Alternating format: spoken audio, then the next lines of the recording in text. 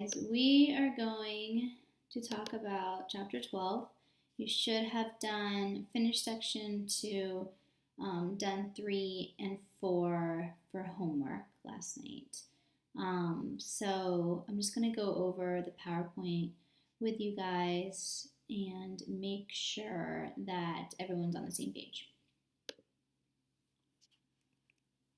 Okay, so what we do know, what we learned on the first day was that Israel splits after King Solomon dies, and in the northern part of the northern kingdom you have Israel, and in the bottom half, the southern part of the kingdom, you have Judah. And because of this division, people are weakened. And what we learned when we studied Mesopotamia, we have the not so nice Nebuchadnezzar, who comes to Israel and he burns down Solomon's temple and all the houses in the city, and the people are exiled as captives and they're brought back to Babylon. And we talked about the word Jewish diaspora. So the diaspora right here, meaning the scattering of people. And this is the first example, first exile of the Jewish people being forced to leave their homeland. And this was known, as we read in section 1, it's called the Babylonian exile. There were 4 central teachings that section 2 talks about. The first one, right here, being monotheism, okay, believing in one God. The second one is following the Jewish teachings that are taught in the Torah and the Tanakh in the Hebrew Bible. The third one being equality and social justice, and the fourth one being the importance of study. So, monotheism, what is the description and how is it influenced today? I want you guys to check your charts with the person next to you to make sure that you have the accurate description in the way that it's influenced. Belief that there's only one God and God is the source of morality, the right and wrong. So, how is that influenced today? Judaism is the world's oldest monotheistic religion. Through a study of sacred texts and prayers, many Jews feel that God is close to them in their daily lives. So, you should have something along those lines in the chart for influence today. And you can always pause this video and make sure that you have the correct reading notes. Following Jewish teachings, description and influence today. You should have something along these lines. We know that laws like the 10 Commandments instruct Jews on how to lead upright and honorable lives. And the influence today. A larger set of laws and practices developed over time, such as loving your neighbors, keeping a Sabbath, and the celebration of Passover. That is examples of how the Jewish teachings influence Jews today. And Jews observe these rules and practices in many, many different ways. So again, make sure that you pause the video and have the correct reading notes in that chart. Equality and social justice. What does it mean? Well, it means that it's the belief that God considers all people equal, no matter what, no matter your skin color, no matter your beliefs, no matter your choices, and that treating people fairly and caring for less fortunate people are important. That's the social justice aspect of this teaching. And how is it influenced today? Stories and sayings teach about treating everyone fairly. We find stories like that in the Torah, in the Bible. Caring for those less fortunate in society is a basic value in Judaism. And that's not just a basic value in Judaism, but it's a basic value in Christianity, in Islam, in Buddhism, in Hinduism, pretty much clear across the board. Equality and social justice is a big one. And the importance of study. So we know that studying the Hebrew Bible and the Talmud and other writings like the Torah is really important. So that's what the definition means. And the influence today, Jews value study and learning. So they learn about Jewish history, about law and traditions through reading and having open discussions. And they pass on their knowledge to other members of their faith by meeting and having these open discussions. So, section 3, reading notes. How did the Jewish diaspora begin, and why was it difficult for followers of Judaism?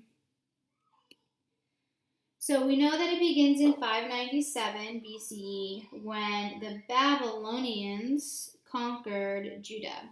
And what happens is thousands of Jews have to leave their homeland and they're forced to enter slavery in Babylon. They're held captive there. And from this time on, the followers of Judaism are scattered in many different lands all over the place. And they were dominated by foreign rulers. So you have to sort of picture it as they are leaving their homeland of Israel and Judah, and they are forced to become scattered all over the world and be led by foreigners, by people who are not Jewish. And it would not be easy to keep Judaism alive because of this, because they're surrounded by people who do not believe either in the same God or they don't have the same traditions as they do. Which foreign powers ruled Judah and how did they treat the Jews? So, what we do know is that the Babylonians are conquered by the Persians. We learned that in our chapter about the 4 empires of Mesopotamia. And that happens in the year 539 BCE. Okay? So remember this guy Cyrus. We talked about him before. He was pretty nice, and he ended the exile of the Jews. And they were able to leave Babylon and return back to Judah. For nearly 400 years, though, Judah was ruled by foreigners. So imagine your homeland being ruled by foreigners for 400 years. That's a really long time. A lot of the rulers were harsh. And the Greek ruler Antiochus tried to force the Jews to worship idols of Greek gods, but they rebelled and they ended up driving the Greeks out. The Romans conquered Judah in 630 BCE. Okay, so first you had the Persians were able to, they freed the Jews out of Babylon. When they get to Judah, they are then ruled by the Greeks. The Jews rebel and drive them out, and then the Romans come in. And the Romans conquered Judah in the year 63 BCE. So now we're getting closer to the year that Christ was born. While they did allow Jews to practice their religion and govern their own affairs, they were very quick to act against any sign of rebellion. And the TCI tells a story about how at one point they executed more than 50,000 Jews because of such a rebellion. What happens after the Jews rose up against the Romans in 66 CE and then again in 135 CE? So the Jews kept the Romans out of Jerusalem for 3 years, but in the year 70 CE, a man named Titus leads a Roman army against the Jews. And the Jews are outnumbered. And the Romans destroyed Jerusalem and the second temple that was built. In 135 CE, the Romans ended another Jewish revolt and forced most Jews to move away. And this begins the final exile of the Jewish people from their homeland. So we have Titus, who leads an army against the Jews in their homeland. The Jews are outnumbered, and the Romans end up destroying the second temple. And that western wall that we know of is actually the wall left over from that attack. In 135 CE, the Romans ended another Jewish revolt and forced them to move away. And so this is when we see that they have to finally leave for good in their final exile. So, diaspora begins in 586 BCE.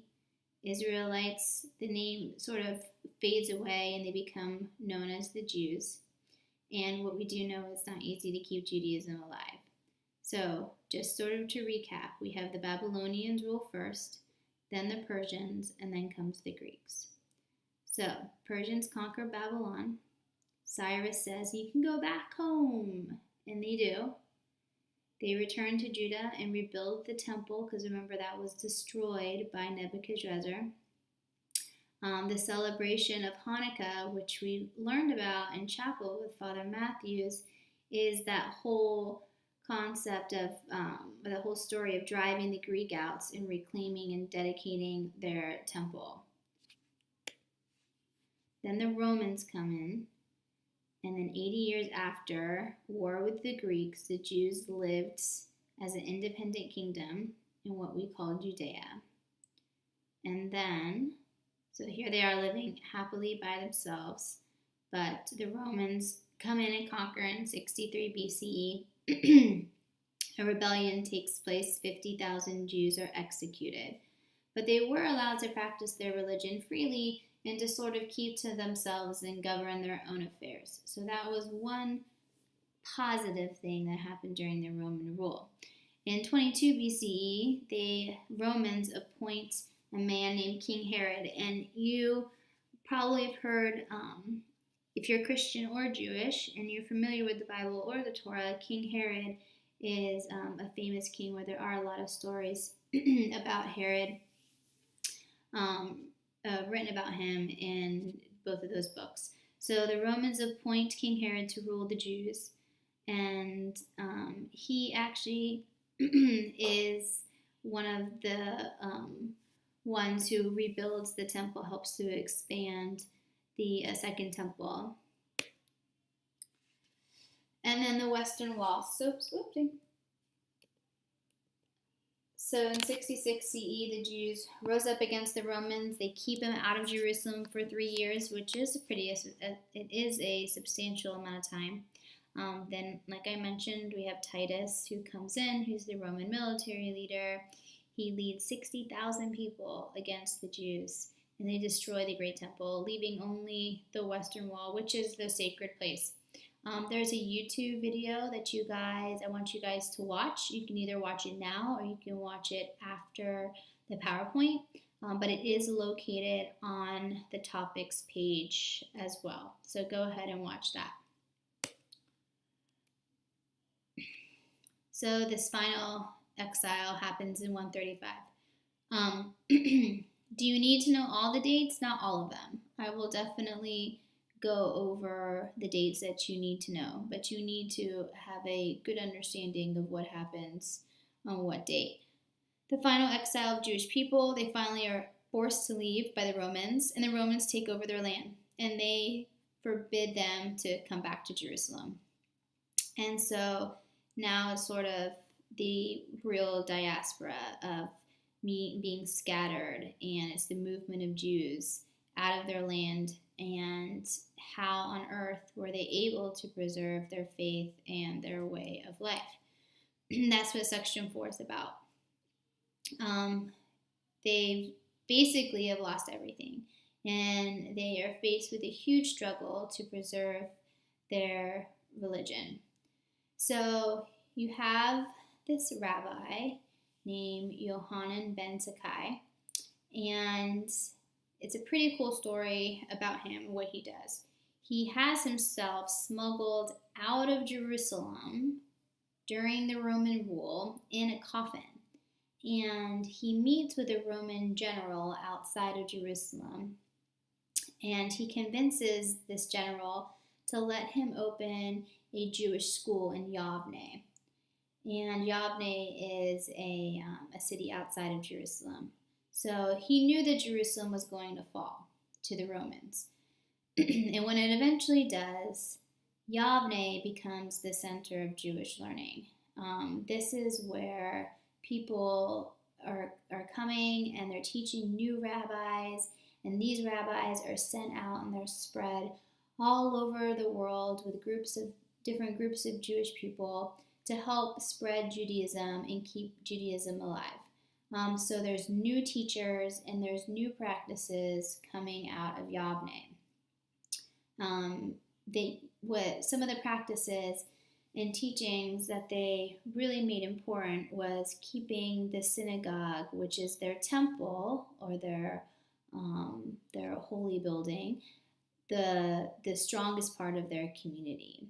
And they made the synagogue important by making sure that there was constant gatherings there and there was constant teachings and studying and things like that. So what we do know is that Jews have had to overcome a lot of hardships in history. They've had to face prejudice and persecution, but they also have kept their faith through this entire process.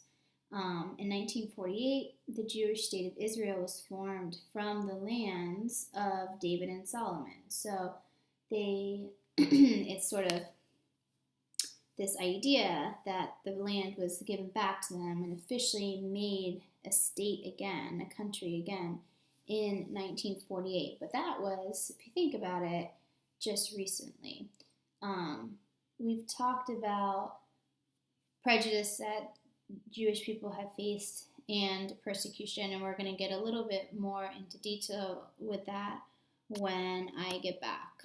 But that is it for now. So if you haven't watched the Western Wall video, I want you guys to go ahead and do that. I'll show you real quick where it's located. It's located here.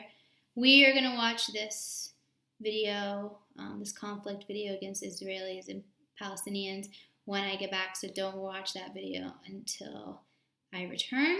But this Western Wall video, the holiest place for Jews, located on your topics page, is where is the video that I want you guys to watch. Okay, and then so here's your Judaism topics page, and that's where you can find it. You guys are more than welcome to have a study hall when you're done reviewing this video, and I'll see you guys when I return.